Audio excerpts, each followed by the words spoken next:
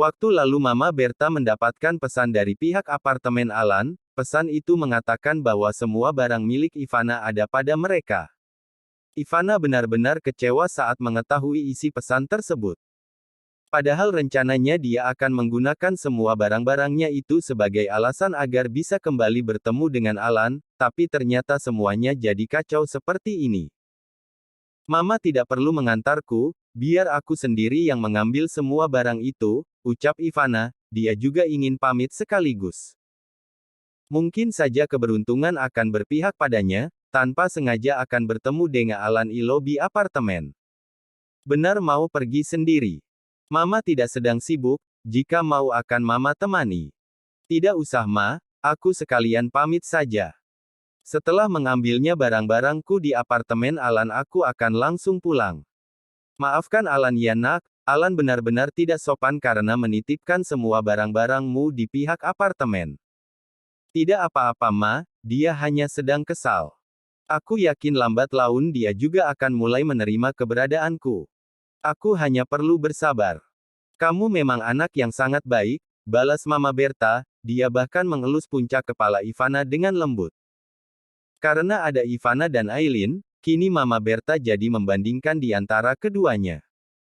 Hatinya memang lebih condong ke arah Ivana, sebab Ivana begitu lembut dan memiliki sikap yang dewasa. Berbeda sekali dengan Aileen yang masih kekanak-kanakan dan terkesan barbar. Ya Tuhan, kenapa aku jadi membandingkan mereka berdua? Aileen dan Ivana jelas memiliki perbedaan yang nyata, usia mereka saja terpaut cukup jauh. Ivana memang sudah dewasa. Batin Mama Berta. Kalau begitu aku akan pergi sekarang Ma, lain kali aku akan berkunjung lagi, pamit Ivana. Mama Berta kemudian memeluk Ivana dengan erat dan setelahnya Ivana benar-benar meninggalkan rumah tersebut. Pertemuan mereka berdua tidak diketahui oleh Papa Bertrand dan Hailey. Papa Bertrand masih berada di yayasan dan Hailey masih berada di sekolah. Namun baik Hailey ataupun Papa Bertrand dua-duanya sudah tahu bahwa perjodohan Alan dengan Ivana telah berakhir. Yang mereka tahu hingga sekarang Alan masih menjalin kasih dengan Aileen. Tiba di apartemen Alan, Ivana langsung menuju pos keamanan di sana. Sumpah, Ivana benar-benar kesal sekali tentang hal ini. Setidaknya titipkan di manajer apartemen atau resepsionis, kenapa harus di pos satpam? Gerutu Ivana, banyak sekali kekesalan di dalam hatinya saat ini. Alan seperti menempatkannya di posisi paling rendah. Aku Ivana, di mana semua barang-barangku, ucap Ivana dengan sombongnya, dia bicara pada dua penjaga keamanan yang ada di sana. Sebelum kami memberikan barang-barang Anda, perlu Anda ingat bahwa mulai sekarang Anda tidak diizinkan untuk memasuki area apartemen ini. Tuan Alan telah memasukkan Anda ke daftar hitam, jelas salah satu penjaga. Daftar hitam adalah orang-orang yang tak diperbolehkan untuk berkunjung, para pemilik apartemen di sini memiliki hak tersebut sebagai pelayanan dan perlindungan mereka. Dan mendengar hal itu Ivana langsung tercengang, mulutnya sampai menganga. Apa? Daftar hitam. Jangan asal bicara kamu. Aku bahkan bisa membuatmu dipecat dari sini. Ancam Ivana. Kesal sekali rasanya saat harga dirinya direndahkan seperti ini. Tidak perlu mengancam, Nona.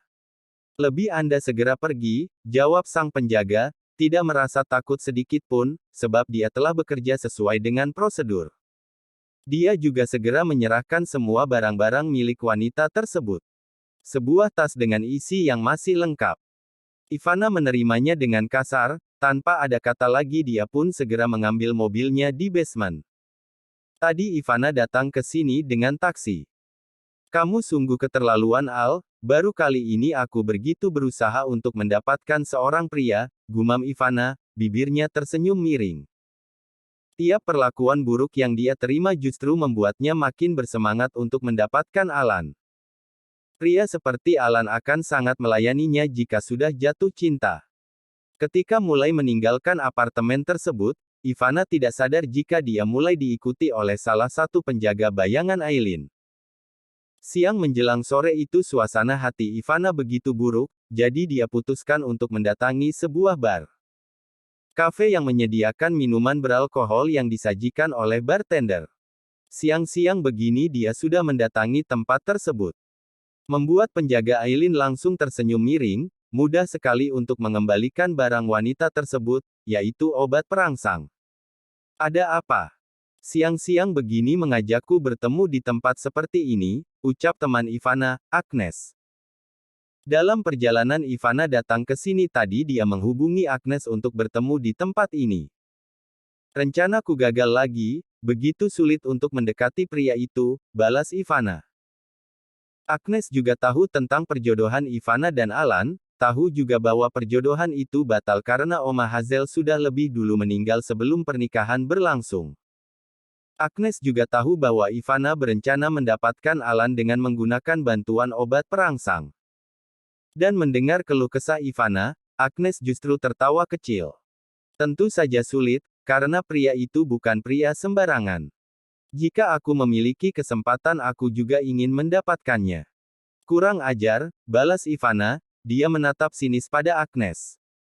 Ivana tahu bahwa ucapan Agnes memang sungguhan tapi Agnes tidak akan melakukannya demi persahabatan mereka. Ivana juga langsung meneguk minuman yang dia pesan, merasakan rasa pahit dan manis yang jadi satu. Agnes juga melakukan hal yang sama, mereka menikmati minuman tersebut untuk beberapa saat, sampai akhirnya Ivana merasakan ada sesuatu yang tidak beres dari tubuhnya. Kamu kenapa? Tanya Agnes heran, karena Ivana terlihat gelisah. Namun Ivana merasa malu untuk mengatakan bahwa saat ini tiba-tiba dia ingin bercinta. Ivana pikir minuman yang dia pesan membuatnya mabuk hingga memiliki keinginan seperti ini. Ivana belum berpikir bahwa ini semua karena obat perangsang. Aku akan pergi sekarang, balas Ivana, dia langsung bangkit dari duduknya. Dahi Agnes berkerut, Ivana yang memanggilnya ke tempat ini dan sekarang Ivana pula yang lebih dulu meninggalkannya. Namun Agnes tidak sempat mencegah kepergian Ivana, sebab wanita itu langsung melangkah dengan cepat. Ivana yang terburu-buru dengan pandangan mulai meremaang, tanpa sengaja menabrak seorang pria di depan bar tersebut. Bukannya memekik kesakitan karena tubuhnya terbentur, Ivana justru mendesah. Ah, ucapnya dengan gamblang. Nona, apa Anda baik-baik saja? Tanya pria itu. Ivana tak menjawab apapun, justru menggigit bibir bawahnya. Melihat seorang pria dalam keadaan seperti ini membuat Ivana hilang kendali, dia tak peduli siapa pria itu, Ivana hanya ingin mendapat kepuasan. Apa kamu menginginkan aku? Tanya pria itu lagi. Ayo lakukan di dalam mobilku, balas Ivana tanpa sungkan sedikitpun. Siang terik itu tak ada satupun orang yang memperhatikan area parkir, tak ada yang menyadari bahwa salah satu mobil yang terparkir di sana tengah bergoyang. Anak buah Dedi Raiden langsung melaporkan semua hal itu pada sang bos. Bagus, simpan video mereka. Mungkin suatu saat nanti kita membutuhkannya, balas Dedi Raiden, dia tidak bermaksud jahat. Dia hanya mengembalikan barang milik Ivana, yaitu obat laknat tersebut. Saat marah seperti ini Dedi Raiden terlihat begitu berbeda, tatapannya tajam seperti elang. Siap tuan, jawab sang pengawal dengan patuh. Di saat Aileen berada di dalam pelukan sang dosen, Ivana seperti kuda gila di atas tubuh seorang pria. Kali ini adalah kali pertama Ivana melakukan hubungan badan dengan seorang pria. Ivana memang memiliki pergaulan yang bebas, namun dia belum pernah bertindak sejauh ini. Obat itu membuatnya benar-benar kehilangan kendali, hingga hasrat yang selama ini memang sangat dia inginkan akhirnya tercapai juga.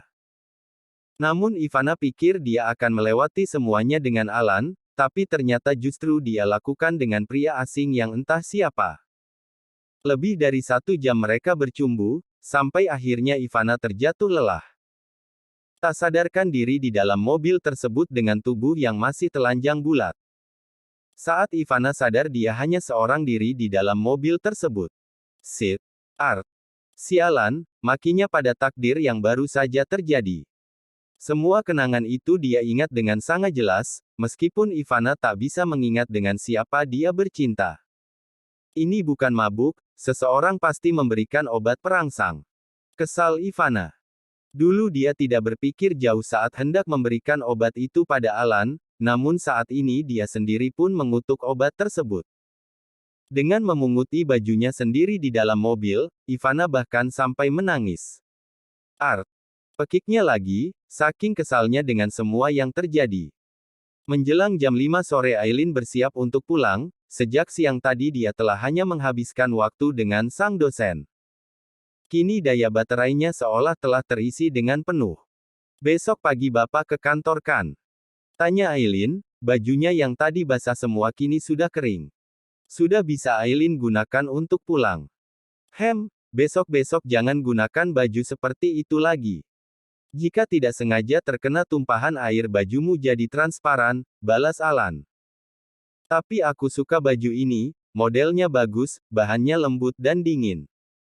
Pilih warna lain, jangan warna putih. Tapi setiap hari Senin, Selasa Rabu, karyawan magang harus pakai baju putih. Minggu depan peraturannya kuubah, balas Alan tak bisa diganggu-gugat. Aileen mencebik, malah tak suka dengan peraturan seperti ini. Bukan apa-apa, sejak awal Aileen tak ingin perlakuan spesial. Jangan, nanti aku pilih bahan yang lebih tebal saja. Jadi meskipun basah tidak akan transparan, balas Aileen, masih negosiasi. Alan lantas menatap dengan intens, sampai akhirnya dia mengangguk setuju. Simpan kartu ini untukmu, pinta Alan, dia menyerahkan satu kartu akses apartemen ini pada Aileen. Itu apa? Tanya Aileen pula, sebab sang dosen tidak hanya menyerahkan kartu akses saja, tapi juga sebuah paper bag kecil berwarna hitam. Sebuah hadiah, sebagai permohonan maaf karena wanita itu masuk ke apartemen ini, balas Alan, sebenarnya dia telah menyiapkan hadiah ini sejak tadi. Alan beli dalam perjalanannya menjemput sang kekasih. Tadi hadiah tersebut dia masukkan ke dalam tas kerjanya, jadi Aileen tak menyadari. Hadiah apa? Tanya Aileen lagi, dia saja belum sempat membelikan jam tangan untuk sang dosen, sebagai bentuk timbal balik dari gelang yang dulu. Tapi sekarang Pak Alan susah kembali memberinya hadiah. Dibuka di rumah saja, balas Alan. Kenapa? Aku ingin membukanya sekarang. Kenapa buru-buru? Biar aku bisa mengucapkan terima kasih secara langsung, balas Aileen. Dia menerima semua pemberian sang dosen, kartu akses apartemen ini langsung dia simpan di dompetnya. Lalu kotak hadiah berukuran sedang itu dia buka. Sebuah kalung dengan bandul huruf A, ada dua huruf A di sana yang artinya Aileen dan Alan. Memahami arti dari maksud kalung tersebut, Aileen jadi meleleh sendiri. Tak menyangka bahwa Pak Alan yang galak bisa jadi sangat romantis seperti ini. Ah Bapak, rengek Aileen manja, dia benar-benar tersentuh dengan hadiah kali ini. Rasanya hadiah kedua ini lebih spesial dibandingkan gelang hadiah wisuda beberapa bulan lalu. Kenapa? Kamu tidak suka? Sangat suka, balas Aileen, pasangkan, pintanya lagi, lalu menyerahkan kotak kalung itu pada sang pemberi, setelahnya Aileen merapikan rambutnya untuk ditarik ke depan. Melihat Aileen yang semangat Alan pun tersenyum kecil, ada rasa bahagia tersendiri saat hadiahnya diterima dengan senang hati seperti ini. Aileen lantas memunggungi sang dosen, sejak tadi mereka sudah sama-sama berdiri di ruang tengah. Karena niat awalnya hendak langsung pergi, tapi ternyata masih banyak berbincang di sini. Dan ketika memasang kalung itu, Alan justru tergoda dengan tengkuk leher Aileen. Kini pikiran Alan memang jadi gampang tercemar, tiap lekuk tubuh sang kekasih seolah sudah merusak otaknya. Cantik, kata Aileen saat kalung itu telah terpasang di lehernya. Aileen langsung merinding ketika tiba-tiba merasakan sebuah kecupan di tengkuk lehernya. Jantung Aileen berdegup, ciuman itu kemudian pindah ke pipinya, ke telinganya dan membuat Aileen benar-benar merinding. Aileen tahu ini semua pasti ada hubungannya dengan peristiwa siang tadi, Pak Alan sudah melihat semua tubuhnya. Bahkan sempat menyentuhnya juga, hingga mudah bagi pria itu untuk terangsang. Tak ingin sang dosen mengambil langkah yang lebih jauh, Aileen lantas berbalik dan memeluk Pak Alannya. Aku suka sekali kalung ini, terima kasih, ucap Aileen. Alan juga membalas pelukan itu, bahkan lebih erat. Lalu menghirup dalam-dalam aroma tubuh Aileennya. Kamu harus segera pulang, kata Alan. Aku tahu, Bapak jadi mudah tergoda denganku kan? Balas Aileen gamblang. Karena itulah jangan menggodaku, jawab Alan pula, yang tak ingin menutupi perasaannya. Dia akui dia memang sangat menginginkan Aileen. Secara perlahan keduanya saling melepaskan pelukan, Aileen kemudian berjinjit dan mencium bibir sang dosen. Kecupan dengan bibirnya yang seperti bibir soang. Kap, bunyi kecupan itu. Ayo pulang, ajak Aileen kemudian, lalu bergerak lebih dulu untuk menarik sang dosen agar segera meninggalkan apartemen tersebut. Setelah berada di jalan raya, pikiran Alan mulai jernih. Bahwa mereka memang tak boleh melakukan lebih dari ciuman. Bahwa dia harus selalu melindungi kehormatan Aileen-nya. Kali ini mereka tidak langsung pulang ke rumah Aileen, keduanya justru datang ke perusahaan lebih dulu. Karena Aileen ingin pulang dengan mobilnya sendiri. Akhir-akhir ini Momi Aresa lebih cerewet daripada biasanya, yang selalu bertanya kenapa mobil Aileen ditinggal di kantor. Tak ingin ditanya seperti itu terus, jadi Aileen harus pulang sendiri. Tidak antar jemput lagi. Hati-hati saat mengemudi, kata Alan. Iya sayang, balas Aileen, lalu memberikan ciuman jarak jauh dan sebuah kedipan mata genit. Alan hanya terkekeh melihat tingkah sang kekasih. Kadang masih tak menyangka juga bahwa dia akan menjalin hubungan seperti ini dengan wanita seperti Aileen. Adik Nathan yang paling barbar. Menjelang malam Alan mendatangi rumah keluarga Lurin untuk menemui Ivana. Tapi Alan tidak masuk, dia hanya berdiri di depan teras rumah tersebut. Ivana yang hari ini mengalami hari begitu buruk langsung senang sekali saat mengetahui Alan datang. Dia sudah sangat yakin bahwa Alan ke sini untuk meminta maaf atas semua yang terjadi kemarin. Al, kamu datang. Ayo masuk lebih dulu, ajak Ivana, dia bahkan membuka pintu rumahnya lebar-lebar. Melihat raut wajah Ivana yang antusias dan ramah tak membuat Alan terpengaruh. Kedatangannya ke sini bukan untuk bercengkrama, melainkan menegaskan tentang Ivana di matanya. Jangan pernah lagi menunjukkan wajahmu di hadapanku dan keluargaku, aku paling benci melihat jalang berkeliaran di sekitarku, balas Alan. Dan terima kasih untuk obat perangsang darimu, itu adalah hadiah paling menjijikkan, timpal Alan. Ivana sontak tertegun. Pada akhirnya dia hanya mampu membeku saat Alan pergi setelah mengatakan semua kata menyakitkan itu. Ivana, di mana Alan? Kata pelayan Alan datang ke sini, tanya Momi Gina, karena Ivana tak kunjung masuk jadi dia menyusul ke depan. Namun Ivana tak bisa langsung menjawab pertanyaan itu. Kata-kata Alan begitu menyakiti hatinya, apalagi saat ini inti tubuhnya pun terasa begitu perih. Seolah menegaskan bahwa dia memanglah jalang. Sepertinya caraku salah, bukan seperti ini cara untuk mendekati Alan. Sepertinya aku harus terlihat lemah.